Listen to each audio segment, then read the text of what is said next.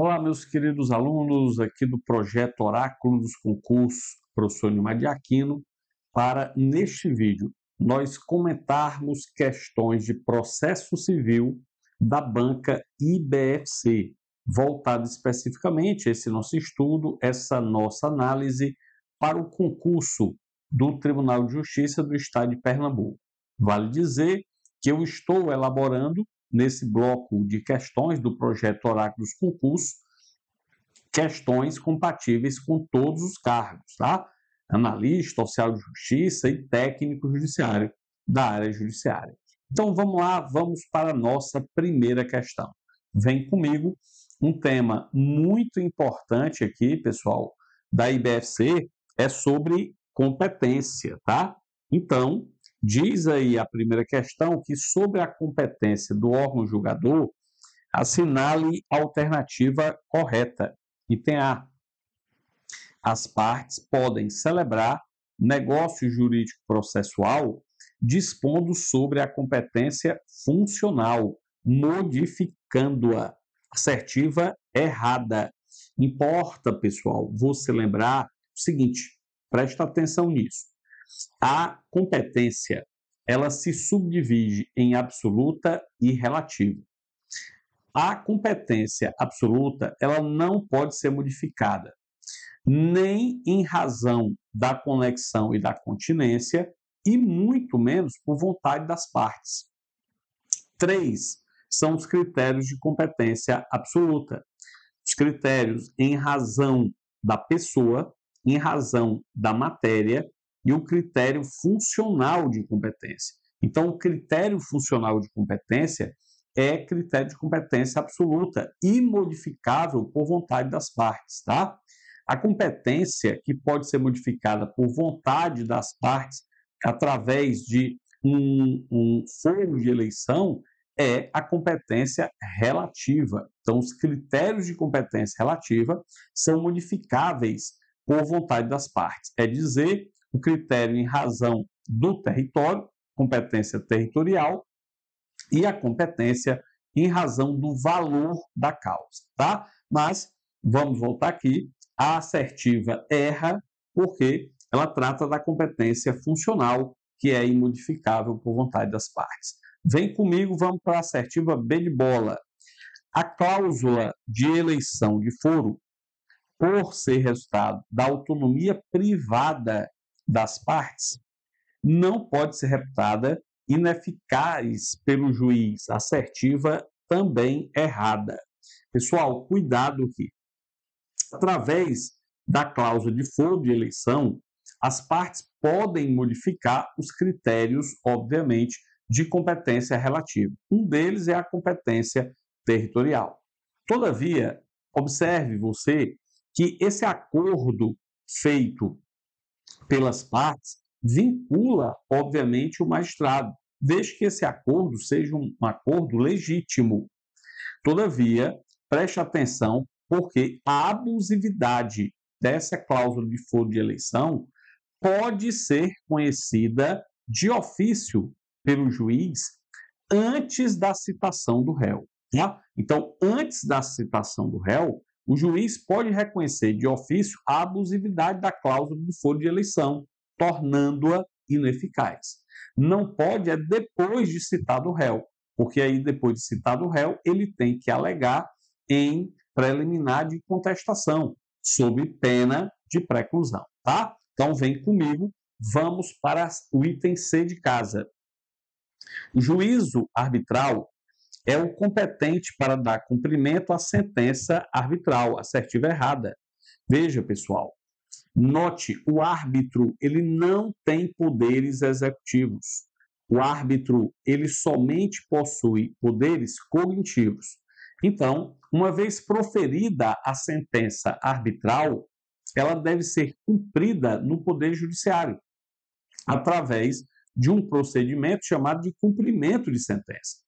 Lembre-se que a sentença arbitral é título executivo judicial, que enseja, obviamente, um cumprimento de sentença a ser cumprido pelo Poder Judiciário. Então, é o magistrado magistrado, obviamente, togado, juiz de direito, que vai, obviamente, dar andamento ao cumprimento de sentença de um título executivo judicial, dentre eles a sentença arbitral, beleza? E, por fim, vem comigo, D de dado, se a União for a demandada, a ação poderá ser proposta no foro de domicílio do autor, no de ocorrência do ato ou do fato que originou a demanda, no de situação da coisa ou no DF, assertiva correta, pessoal.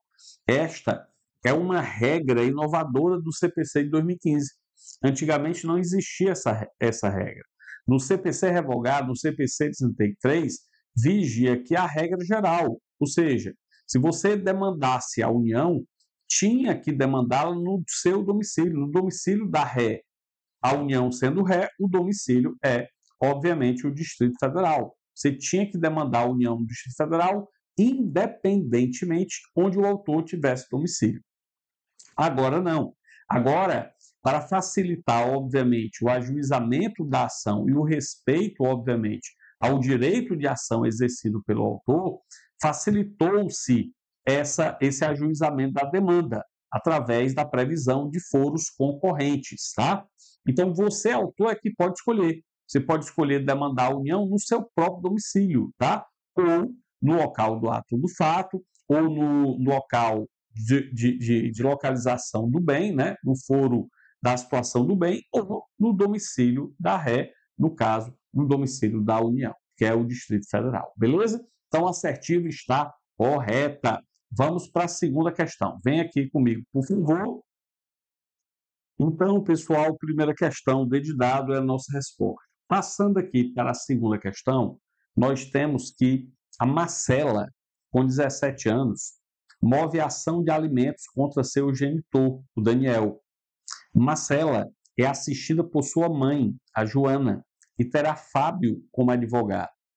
A partir do exposto, assinale a alternativa correta e tem a: na hipótese de falecimento de Marcela no curso da ação, sua mãe, Joana, será sua sucessora processual, adquirindo capacidade postulatória. Assertiva errada, pessoal.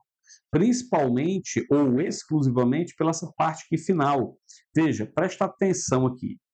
De fato, quando uma pessoa falece, ocorrerá necessariamente, porque há determinação legal, a sucessão processual, tá? Quando uma pessoa falece, ela deixa de ser pessoa e somente a pessoa tem capacidade de ser parte, ou seja, tem a aptidão para compor um dos polos da demanda. Então, obviamente, depois que você falece, você é um cadáver e não tem mais capacidade de ser parte.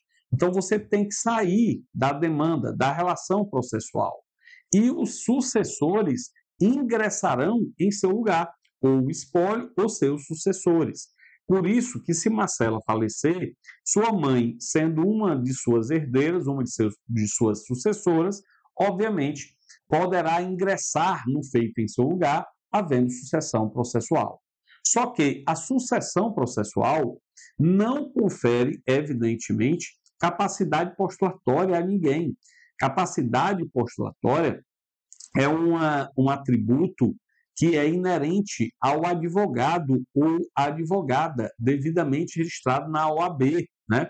Então, se você é bacharel em direito, devidamente registrado na OAB, você tem capacidade postulatória. Daí o erro da assertiva, tá? Lembrando que haverá sucessão processual sempre que uma pessoa sair de um dos polos da demanda e outra ingressar no seu lugar. Lembrando que a sucessão processual em razão da morte é automática, não há necessidade de autorização do autor.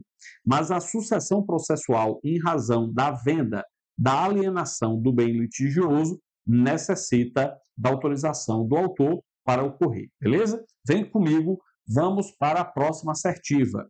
B de bola. Fábio tem capacidade postulatória. Veja, até aí, certo, porque o Fábio é advogado, tá? Então, realmente, ele tem capacidade postulatória. Ilegitimidade ativa, a de causa. Tá errado, tá? Tá errado. Veja, presta atenção aqui que legitimidade ativa para a demanda, para a causa, é uma das condições da ação. E a legitimidade, via de regra, é a legitimidade ordinária. Na legitimidade ordinária, pessoal, alguém, em nome próprio, poderá defender direito próprio, que não é o caso aqui do Fábio. Veja que o direito é da parte, ou seja, da Marcela, não é do Fábio. Então, ele não tem legitimidade ativa. Quem tem legitimidade ativa é a Marcela, né? Porque ela está, em seu próprio nome, defendendo um direito que é dela. Lembre-se, a mãe de Marcela a representa, é representante de Marcela, é representante processual, porque ela defende em nome alheio, ou seja, em nome da filha, um direito que é da filha, um direito alheio. Portanto, ela é representante processual. Quem detém legitimidade ativa, a própria Marcela. Vem comigo, vamos para a próxima assertiva, C de casa. Marcela tinha capacidade de ser parte, mas não tinha capacidade de estar em juízo. Corretíssimo, pessoal. Por que isso aqui está correto? Note, eu disse para você que a capacidade de ser parte é inerente à pessoa, tanto a pessoa natural como a pessoa jurídica, quanto a pessoa formal. Foi pessoa tem capacidade de ser parte. Marcela, com 17 anos, é pessoa natural, tem capacidade de ser parte. Agora, a capacidade para estar em juízo, também chamada de capacidade processual, é a aptidão para praticar atos processuais em nome próprio, sozinho, sem o auxílio, a colaboração de quem quer que seja. E somente tem capacidade processual, a capacidade para estar em juízo, os maiores ou emancipados. Né? Então, tem capacidade processual aquele que detiver capacidade civil plena, que não é o caso de Marcela. Marcela, com 17 anos, é relativamente incapaz. Então, ela precisará ser assistida por sua mãe, no caso. Né? Então, ela precisa aqui do auxílio de sua mãe, sendo a sua assistente. E, por fim, vem aqui comigo, D de dado, Joana tem legitimidade ativa, mas não possui capacidade para estar em juízo. Está errado. Está errado, né? Por quê? Porque, como a gente viu, a mãe dela, a mãe da Marcela, a Joana, não tem legitimidade ativa. Ela apenas assiste a sua filha, é assistente da sua filha, porque a filha, estou vendo aqui, é relativamente incapaz, com 17 anos. Lembrando que os incapazes não possuem capacidade para estar em juízo. Os absolutamente incapazes, os menores de 16 anos, precisam ser representados, os maiores de 16 e menores de 18 precisam ser assistidos. Então, a resposta correta, realmente, da segunda questão, C de casa. Vem comigo, vamos avançar aqui para a terceira questão. Outro tema que a IDFC tem predileção, intervenção de terceiros. Então, na intervenção de terceiros, é correto afirmar que, item A, não se admite a intervenção do assistente simples em todos os procedimentos, e muito menos se o processo já estiver no tribunal. Errado, pessoal. Ao contrário do que a assertiva afirma, a assistência ela é admitida em qualquer procedimento e em todos os graus de jurisdição. Então, tanto no juízo de primeiro grau quanto no tribunal, obviamente, se admite assistência simples. E aí, meus caros, se você já chegou até aqui, porque você está gostando do nosso vídeo, então, pelo amor de Deus, deixa teu like aí, não esquece do teu like, né? Ajuda o nosso canal muito, o teu like, você se inscrever no canal. O YouTube nos avisa que muitos de vocês assistem nossos vídeos, mas não se inscrevem no canal. Então, se inscreva no canal, marque o sininho para receber sempre os nossos vídeos. Nossos vídeos aqui têm sempre esse caráter educativo para fazer crescer, né? E aí, valoriza muito o nosso trabalho, o teu like, o teu compartilhamento. Eventualmente, você gostou do vídeo? Deixa o teu hypar, ajuda muito o nosso canal. Vamos lá, então, vamos voltar para a nossa terceira questão. A terceira questão, deixa eu voltar aqui na assertiva B de bola, diz o seguinte: o amicus curiae tem legitimidade recursal no incidente de resolução de demandas repetitivas. Assertiva correta, pessoal. Vamos lá, presta atenção aqui, porque o amicus curiae, ele vai ter seus poderes processuais outorgados pelo magistrado, pelo juiz. Todavia, a lei aduz que ele, via de regra, não tem poderes de interpor recurso. Ele não tem poder recursal, tá? Ele não pode, via de regra, interpor recurso na demanda. Entretanto, a própria legislação ressalva duas seções. Em primeiro lugar, os embargos de declaração, amicus curiae, pode interpor embargos de declaração e também interpor recurso da decisão que julga o IRDR, o Incidente de Resolução de Demandas Repetitivas. Então, fica atento, B de bola a nossa assertiva. Vem comigo, vamos para C de casa. Na denunciação da lide, é possível denunciações sucessivas, podendo ser restringida pelo juiz em nome do princípio da economia processual. Errado. Presta atenção aqui no seguinte. Em cadeias dominiais de transmissão de bens, quando uma pessoa, um A, vende a pessoa, ou um bem para B, o B vende para C e assim por diante. Nessa cadeia dominial de transferência de bens, o CPC de 2015 admite apenas uma única denunciação sucessiva. Tá? Não esqueça, uma única denunciação sucessiva. Não se admite mais de uma denunciação sucessiva. Então, você tem a primeira denunciação, que é a normal, e a segunda denunciação, que é a sucessiva. A partir desta denunciação sucessiva, se o denunciado sucessivo quiser também se valer de seu direito de regresso em face de um alienante imediato, ele tem que se valer de uma demanda, de uma ação autônoma. Não pode mais denunciar a lide. Então, só cabe uma única denunciação sucessiva. Vem comigo, vamos para a assertiva D de dado. O chamamento ao processo pode ser suscitado por um réu devedor em face do fiador. É exatamente o contrário, pessoal. O fiador, que eventualmente é demandado, que pode chamar ao processo o devedor principal, tá? Lembrem-se, chamamento ao processo só pode ser utilizado pelo réu. E aí, o fiador, ele tem um benefício de ordem. Ele tem o benefício de ver o devedor principal ser demandado em primeiro lugar, para depois, se realmente ele não tiver patrimônio capaz de honrar a dívida, aí sim o fiador se obrigou a pagar essa dívida. Tá? Então, primeiro se demanda o afiançado, que é o devedor principal. Depois, o fiador. Mas alguns credores já demandam diretamente o fiador. E, nesse caso, o fiador pode chamar o processo do devedor principal. Beleza? Então, a terceira questão, assertiva, B de bola. Vem aqui comigo, vamos avançar mais um pouco. Vamos para a quarta questão. Quarta questão, ela versa sobre um tema, deixa eu falar aqui para você, que nos estudos, na análise que eu fiz da IBFC, no primeiro lugar, tá? O primeiro lugar que é o procedimento comum.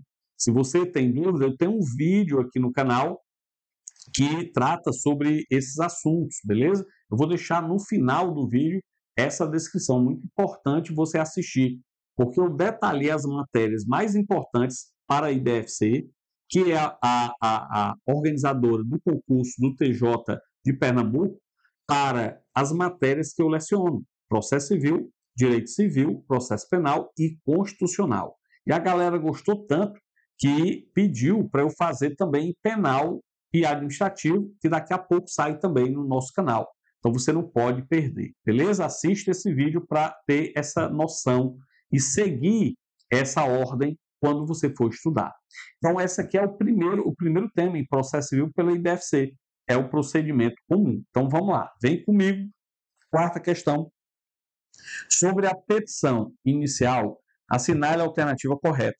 E tem A, ausente algum requisito na petição inicial, o juiz determinará que o autor emende-a, mas sem indicar o que deve ser corrigido. Assertiva errada. Pessoal, cuidado. O juiz, ao receber a petição inicial, pode tomar algumas atitudes. A atitude esperada pelo autor é o cite-se, é a determinação de citação do réu. Mas isso só é possível se a petição inicial estiver em termos, ou seja, todos os requisitos legais foram atendidos pelo autor. Aí o juiz despachará, determinando a citação do réu. Todavia, faltando um desses elementos e sendo o vício corrigível, sanável, aí o juiz determinará a emenda da petição inicial. Então, diante de um vício sanável, o juiz determinará a emenda da petição inicial. Tá?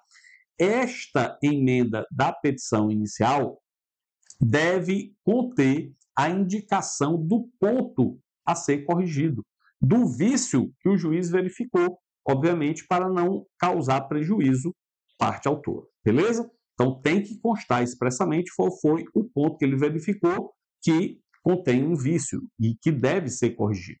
Vem comigo, vamos para a assertiva B de bola. É possível que o juiz indefira a petição inicial após ser dada a oportunidade para o autor emendá-la. Estaremos diante de uma sentença sem resolução de mérito. Sem resolução de mérito, desafiando o recurso de apelação, no qual é prevista a possibilidade de retratação do juiz no prazo de 5 dias. Assertiva absolutamente correta. Pessoal, aqui nós temos algumas situações. Primeiro, o seguinte: realmente, veja, se o magistrado ele determina a emenda da petição inicial e o autor nada faz no prazo de 15 dias, o juiz deverá proferir sentença extinguindo a demanda, tá? Extinguindo o processo sem resolução do mérito. Agora, diante desta sentença, cabe apelação, de fato. Agora, o mais importante aqui da assertiva é você saber o seguinte: a apelação, como regra, não possui o chamado efeito regressivo, que é o efeito que possibilita ao magistrado se retratar de sua decisão. A apelação, via de regra, não possui tal efeito. Porém, em 3 situações, e apenas 3 situações, a apelação é dotada de efeito regressivo, possibilitando o juízo de retratação no prazo de 5 dias. Quais são essas hipóteses? A primeira é esta aqui, tratada na assertiva. É quando houver uma sentença extinguindo um processo sem julgamento de mérito. Houve a chamada sentença terminativa, que é aquela que extingue o processo sem julgamento de mérito, a apelação, uma vez interposta, é dotada de efeito regressivo. A segunda é nas hipóteses de improcedência liminar do pedido. Na improcedência liminar do pedido, a apelação também é dotada de efeito regressivo. E, por último, nas causas do ECA, do Estatuto da Criança e Adolescente. Toda sentença proferida nas causas do ECA desafia a apelação que detém efeito regressivo. Não esqueçam, um caso do ECA muito comum e importante é a adoção. Então, uma sentença proferida numa ação de adoção desafia a apelação dotada de efeito regressivo. Não esqueça dessas informações, muito importante. Vem comigo, vamos para a assertiva C de casa. Em respeito ao princípio da congruência, o pedido na petição inicial deve ser sempre certo e determinado. O erro está aqui, ó, no sempre, né? Está errado. Está errado a assertiva. Veja, presta atenção aqui. Via de regra, o pedido ele deve ser certo e determinado. Pedido certo é o pedido expresso. Pedido onde se conhece a sua natureza, a natureza do pedido, chamado an debeatur. Mas pedido certo é o pedido expresso. Excepcionalmente, a lei permite o chamado pedido implícito, que, apesar de não constar expressamente na petição inicial, o juiz tem que analisar, como ocorre, por exemplo, com a correção monetária, juros legais, enfim. Tá? Agora, o pedido tem que ser também, em regra, determinado. Deve-se conhecer o chamado quantum debeato, o valor, quantidade do pedido. Só que, excepcionalmente, em algumas situações, o autor não é possível ao autor prever esse quantum DBA, esse valor, essa quantidade do pedido. Então, a lei permite que ele formule o chamado pedido genérico, também chamado de ilíquido ou determinável.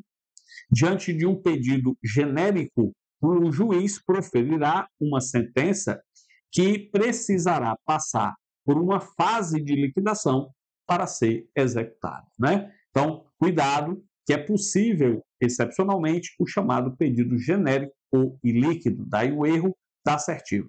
Vem comigo, vamos para a assertiva de dado. Como decorrência do direito de ação, o autor, na sua petição inicial, poderá acumular pedidos, mesmo que incompatíveis entre si. Assertiva errada. Ora, na chamada acumulação de pedidos, obviamente o autor formulará 2 ou mais pedidos. No nosso curso regular, no nosso curso teórico, obviamente eu abordo todas as espécies. Aqui eu só vou falar dos requisitos para acumulação.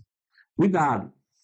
Não é requisito para acumulação de pedidos a conexão, mas sim a compatibilidade entre os pedidos. A compatibilidade entre os pedidos é requisito, como regra, para acumulação, tá? Então, primeiro é a compatibilidade, depois a competência do juízo e a adequação do procedimento. Esses são os 3 requisitos para a acumulação de pedidos. Agora, cuidado, porque existe uma espécie de acumulação de pedidos que é a acumulação eventual ou subsidiária, que não exige compatibilidade dos pedidos. Mesmo os pedidos sendo incompatíveis, ela é possível, porque, obviamente, é da própria natureza da acumulação eventual, também chamada subsidiária, que entre o pedido principal e o pedido subsidiário não precisa haver compatibilidade, mas nas outras espécies precisa sim. Tá? Vamos lá, vamos para a quinta questão. Porém, antes, se você chegou até aqui, meu amigo, minha amiga, tenha certeza que você é um aluno diferenciado. Por isso, meus parabéns. E eu só quero, nos meus cursos, no meu time aqui de alunos, pessoas verdadeiramente interessadas que queiram passar no concurso. Por isso, para você, eu aviso que eu deixo aqui na descrição os links dos meus cursos, tá? Cursos esses que são voltados tanto para qualquer concurso de tribunal. Então, se você eventualmente tem dúvida, né, sobre processo civil, direito civil, processo penal, não vai ser por isso que você vai deixar de passar no concurso, não. Porque na descrição você vai encontrar os meus cursos que com certeza vão te ajudar. Então, no link da descrição tem lá os cursos e cuidado, até o dia 31, usando o cupom FÉRIAS, você tem 20% de desconto, beleza? Vamos lá, vamos avante, vamos para a quinta questão. Deixa eu sair aqui da frente para vocês enxergarem toda a tela. Diz a quinta questão o seguinte: tendo em vista a falibilidade do ser humano, não seria razoável pretender-se fosse o juiz homem imune de falhas, capaz de decidir de modo definitivo, sem que ninguém pudesse questioná-lo em sua fundamentação ao julgar. Analise as afirmativas abaixo e dê valores verdadeiro ou falso. Tá? Vamos lá para a primeira assertiva. Em regra, no ato de interposição do recurso, o recorrente comprovará, quando exigido pela legislação pertinente, o respectivo preparo, inclusive por de remessa e de retorno, sob pena de deserção. Assertiva Correta, pessoal. Note, entenda bem aqui a assertiva. De fato, um dos requisitos recursais é o preparo. Preparo significa pagamento de custas mais portes. Portes de remessa, portes de retorno. As custas devem ser pagas fazendo parte integrante do preparo em qualquer recurso, mas os portes somente para os autos físicos, porque o porte de remessa e de retorno cobre os custos do tribunal com o deslocamento daqueles autos processuais, com os correios. Então, se você interpõe, você tem domicílio no Ceará, onde eu falo aqui com vocês, né, falo de Fortaleza, do estado do Ceará, então você interpõe um recurso aqui do estado do Ceará para o STF, lá em Brasília. Ora, meu caro, minha cara, nesse caso, evidentemente tem um custo levar lá os autos processuais. Mas, repito, para processos físicos, não existem portes para autos eletrônicos, beleza? Agora, se você não demonstra o preparo no ato de interposição do recurso e nem, obviamente, paga posteriormente em dobro esse valor, como permite o CPC, o seu recurso será deserto. Ele não será conhecido porque o tribunal aplicará a pena de deserção. Fechou? Vem comigo, vamos para a próxima assertiva. Próxima assertiva diz o seguinte: o recorrente poderá, a qualquer tempo, com a anuência do recorrido ou dos litisconsortes, desistir do recurso. Falso, pessoal. Aqui, cuidado, há uma diferença na desistência da ação com a desistência do recurso. A desistência do recurso não exige anuência do recorrido e muito menos dos litisconsortes do recorrente. É direito exclusivo dele interpor recurso, ele pode, obviamente, abrir mão. Beleza? Vamos lá, vamos para a próxima assertiva, a terceira assertiva, que diz o seguinte: o recurso interposto por um dos litisconsortes a todos aproveita, salvo se distintos ou opostos os seus interesses. Correto, pessoal. Ele está dizendo o seguinte: interpor recurso é uma conduta alternativa da parte, uma conduta favorável. E uma conduta favorável, obviamente, beneficia a todos os litisconsortes. Basta recorrer que os outros serão beneficiados, a não ser, obviamente, se os interesses forem opostos, né? Então, vem aqui comigo, vamos para a próxima assertiva. A decisão pode ser impugnada no todo ou em parte, também verdadeira assertiva, porque, obviamente, cabe o recurso total ou parcial da decisão impugnada. Fechou? Então, VFVV, nós temos a assertiva C de casa, né? VFVV é a nossa resposta. E para a gente terminar, vamos para a sexta questão. Aliás, na sexta questão, nós temos um assunto de destaque, tanto para analista oficial como para técnico. Vai cair processo civil coletivo, tá? Ação popular, ação civil pública e por improbidade administrativa, mandado de segurança. Fiquem espertos com esse assunto. Vem comigo, vamos para a sexta questão. Sexta questão, meus caros, que diz o seguinte: sobre a ação popular, a ação civil pública, mandado de segurança e mandado de injunção, é correto afirmar que, item A, a ação popular e a ação civil pública diferem-se quanto à legitimidade ativa somente. Assertiva errada, meus caros, tá? Assertiva errada. Vem aqui comigo, por favor. Veja. De fato, a ação popular e a ação civil pública possuem legitimidade diferentes. A legitimidade ativa inicial para a ação popular é exclusiva do cidadão. Na ação civil pública não é assim.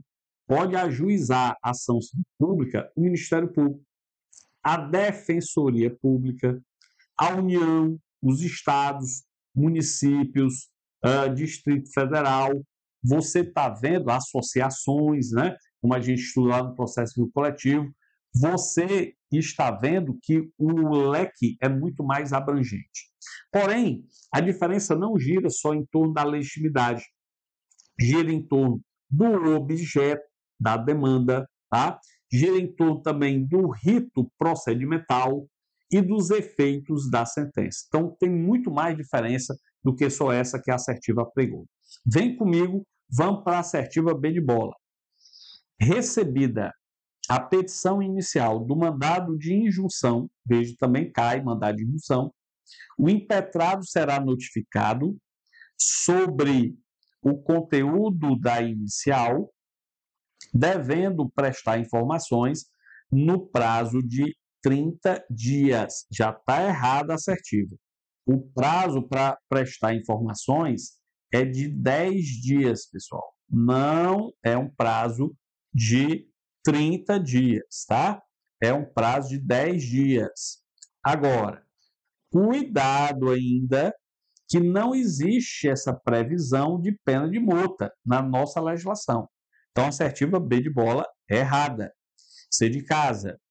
Contra a decisão que denega mandado de segurança de competência originária dos tribunais de segunda instância, será possível interpor recurso especial e extraordinário. Errado. Presta atenção aqui no seguinte. Quando o mandado de segurança é denegado, você tem que analisar por quem foi tomada aquela decisão. Se foi um tribunal superior que denegou o mandado de segurança, cabe recurso ordinário para o Supremo Tribunal Federal. Agora, se a ordem foi denegada por um TJ ou um TRF, caberá também recurso ordinário, porém, para o STJ. Mas jamais cabe aqui recurso especial, recurso extraordinário. Cabe recurso ordinário. Beleza? Vem aqui comigo, vamos para a última assertiva, D de dado. A competência para processar a ação civil pública é do juízo onde ocorreu o dano. Correta assertiva. Essa aqui, do juízo do órgão onde ocorreu o dano, é a regra, pessoal. É a regra e fiquem bem atentos, porque é um critério funcional de competência e, portanto, critério de competência absoluta, tá? Cuidado. Excepcionalmente, aqui nós temos um critério de competência absoluta, local do dano, apesar de ser local, né? Lembrar o quê? A competência territorial, que, via de regra, é relativa. Neste caso, trata-se de uma competência absoluta. Tá? Beleza. Com isso, nós terminamos a análise das nossas 6 questões da IDFC. Deixa eu voltar aqui. Pronto. Terminamos. E se você chegou até aqui, pessoal, pelo amor de Deus, deixa o teu like aí, né? Lembre-se, ajuda o nosso canal a crescer, que eu te ajudo desse outro lado aqui. Beleza? No mais, meus caros, só gratidão. Vamos juntos até a posse. Forte abraço. Até a próxima aula.